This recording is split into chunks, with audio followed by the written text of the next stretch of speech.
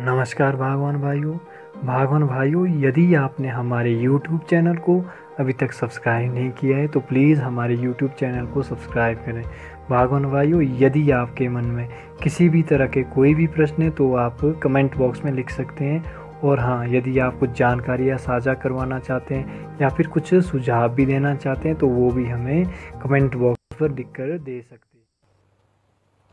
Growth की अगर problem आपकी आ रही है तो सबसे पहले बागवान भाइयों एक चीज़ और मैं आपको बताना चाहूँगा।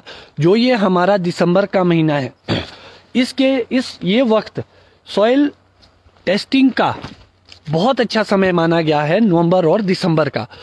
आजकल आप मिट्टी की जांच अवश्य कराएं, क्योंकि जो आगे न्यूट्रिशन और फर्टिगेशन के प्रोग्राम्स होंगे वो आपको आगे तभी चलेंगे जब आपके पास एक अच्छी सॉइल टेस्टिंग हो। सॉइल टेस्टिंग आपको बहुत सारे क्वेश्चन आते हैं कि आप कैसे ले, क्या है, तो मैं आपको एक चीज़ दिखाना चाहूँगा।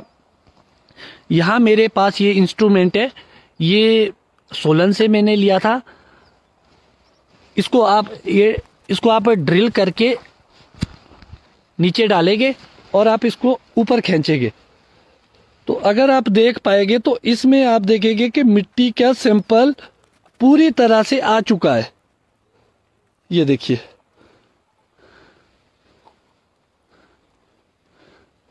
अब आप इस मिट्टी को, तो जो ये मैंने, आप देखिए, ये हमने मिट्टी ली है बिल्कुल बारीक। तो सॉइल सैंपल लेने के लिए ये बहुत अच्छा इंस्ट्रूमेंट है।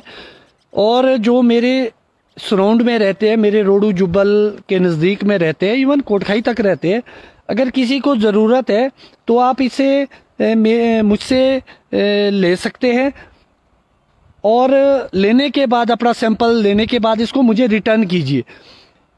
ये आप बागवानों की सेवा के लिए मैंने एक डिगर रखा है, वैसे दो है मेरे पास। इसको हम देंगे और बाद में रिटर्न लेंगे, आप सैंपल लेके इसको वापस कर सकते हैं।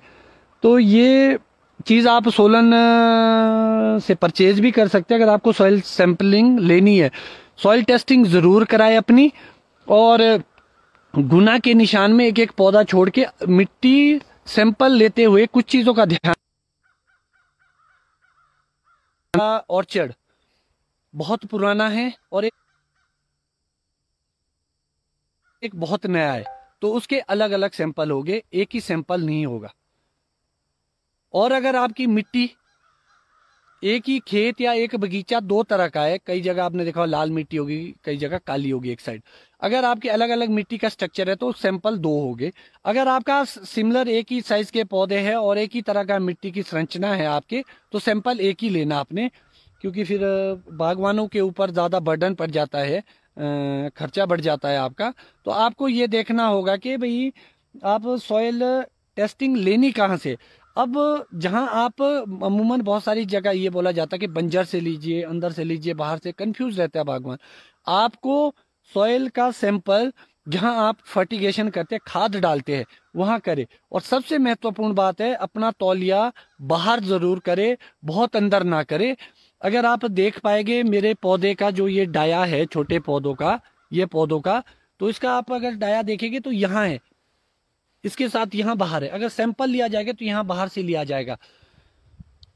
इस साल मैंने भी लगभग 6-7 साल के बाद अपने ऑर्चर्ड में तौलिया किया है।